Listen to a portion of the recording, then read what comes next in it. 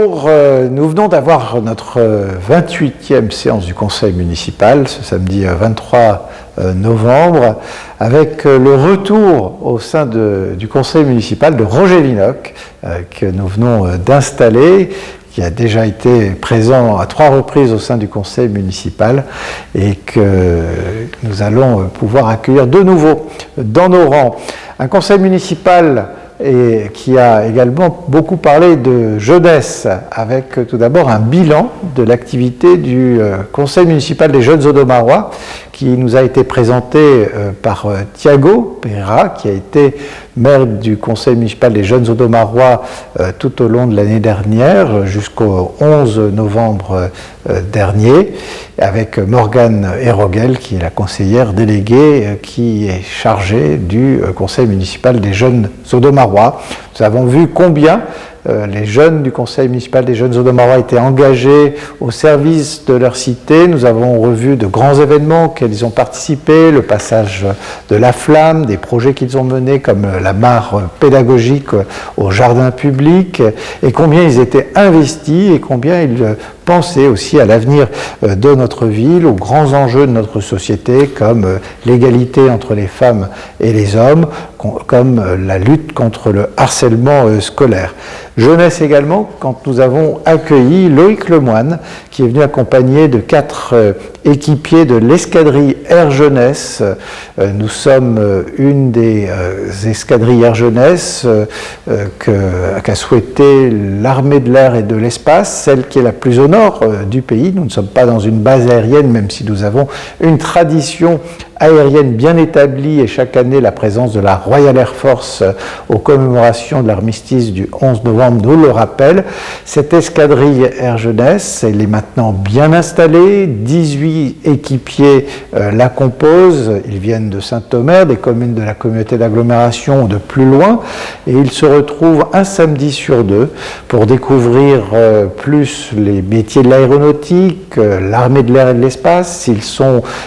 souvent aussi auprès de la population, ils l'ont montré lors des inondations de novembre 2023 ou encore au début de cette année, et puis ils rencontrent aussi l'armée de l'air et de l'espace sur des bases aériennes, par exemple à la base de Saint-Dizier qu'ils ont visité il y a quelque temps, et c'est aussi un beau message d'engagement de la jeunesse dans notre ville de Saint-Omer. Nous avons parlé également de la lutte contre les incivilités et notamment l'une des plus vicieuses peut-être, c'est la permanence de déjections canines sur nos trottoirs qui vient dégrader notre cadre de vie, sur lequel j'ai lancé avec Frédéric Sablon, Philippe Boisdin, qui ont beaucoup travaillé sur ce sujet, une initiative de carte d'identité ADN des chiens de notre ville. Il s'agit d'une approche qui va se focaliser sur un premier périmètre. Nous allons le décider avec les élus municipaux, les élus des conseils de quartier les plus directement concernés, pour faire en sorte de mettre en place cette initiative que d'autres communes ont pu prendre, qui a eu des effets très visible rapidement, qui permet tout simplement de s'assurer que sur un périmètre donné, eh bien, les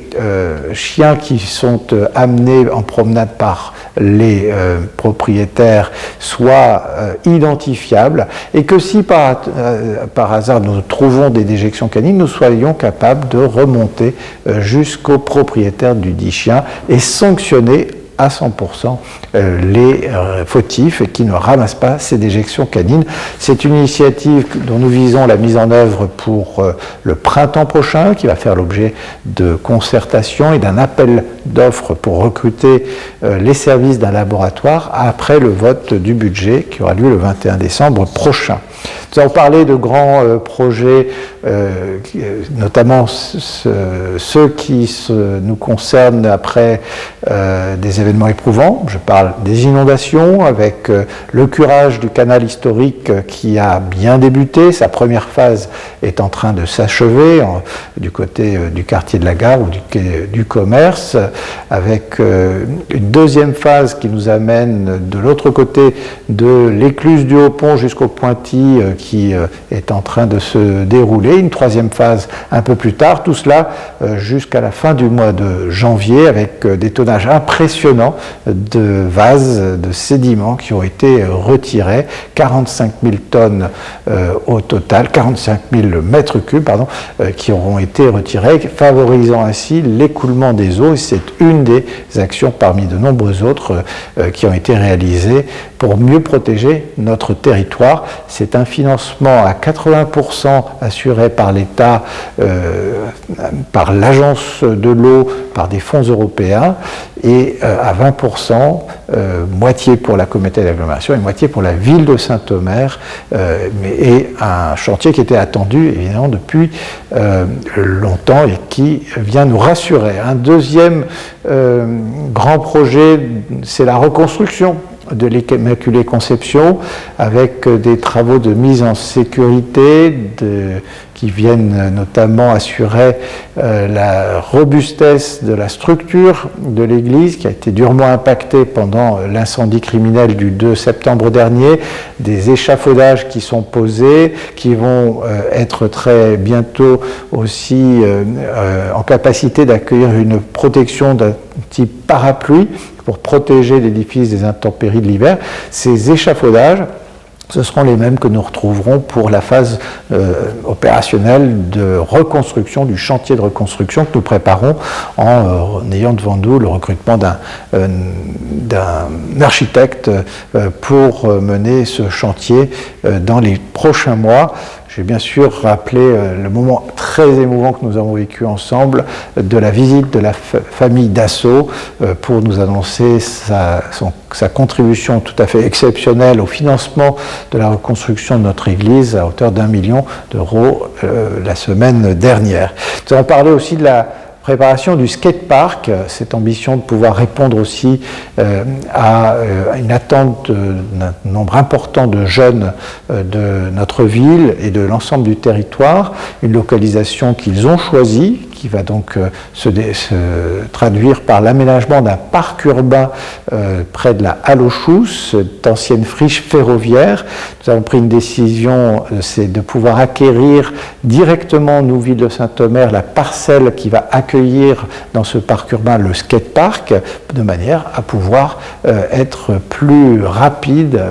aussi dans le calendrier de réalisation. Vous l'aurez constaté si vous passez à proximité, le débroussaillage a eu lieu, le retrait des voies également, et nous avons accueilli des équipes du service régional de l'archéologie pour un diagnostic archéologique. Il n'y aura pas de fouilles à réaliser, ce qui est aussi une bonne nouvelle dans le calendrier de réalisation de ce skatepark. Nous avons aussi évoqué la Maison des Internes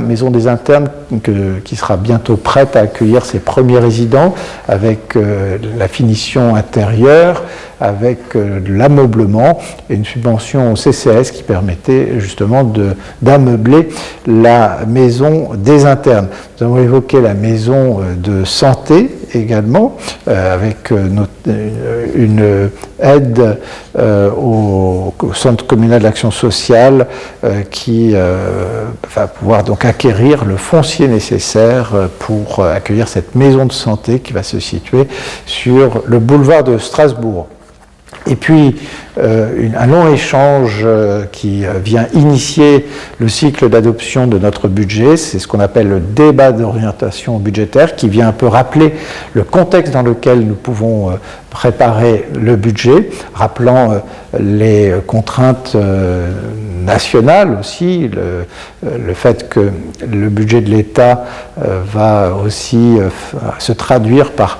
peut-être moins de capacité de cofinancement pour un certain nombre de nos opérations. Donc un contexte qui nous amène à la prudence, mais aussi sur une santé financière qui s'est traduite depuis 10 ans par une maîtrise de nos dépenses de fonctionnement,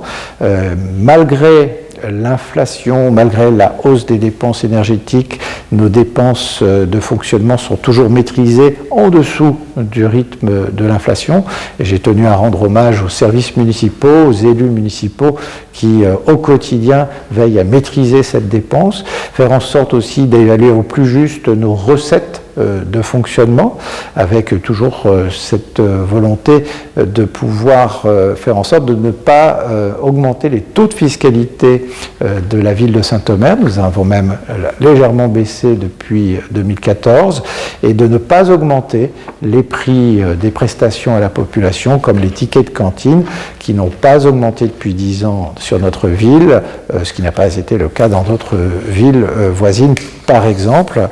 Et puis, bien sûr, toujours l'ambition de pouvoir travailler en partenariat nos grands projets d'investissement, une ville qui se modernise, une ville qui devient plus agréable pour ses habitants. C'est une ville qui peut investir, et nous investissons davantage quand nous maîtrisons notre budget de fonctionnement, mais nous investissons aussi davantage quand nous créons davantage de partenariats pour obtenir des cofinancements. Nous avons des objectifs très élevés en matière de cofinancement, nous les tenons, et c'est une action qui se traduit par une culture de la recette pour aller chercher des financements auprès de l'État, de la région, du département, de la communauté d'agglomération ou d'acteurs privés comme le mécénat. Et l'actualité récente nous a montré combien cela pouvait être important. Tout cela nous permet de continuer à avancer au service des Audomaroises et des Audomarois en ayant une gestion très pilotée de la dette. Nous arrivons vers un moment où l'intensité de nos investissements va naturellement augmenter nos emprunts, mais que nous empruntons grâce à la santé financière de la ville de Saint-Omer à des taux plus faibles que la moyenne des villes de la même taille que Saint-Omer, ce qui traduit la bonne santé financière de la ville, qui va faire monter le volume de nos emprunts, mais ça c'est absolument naturel. Voilà un peu le contexte dans lequel nous préparons le budget qui sera présenté au prochain conseil municipal qui aura lieu le 21 décembre.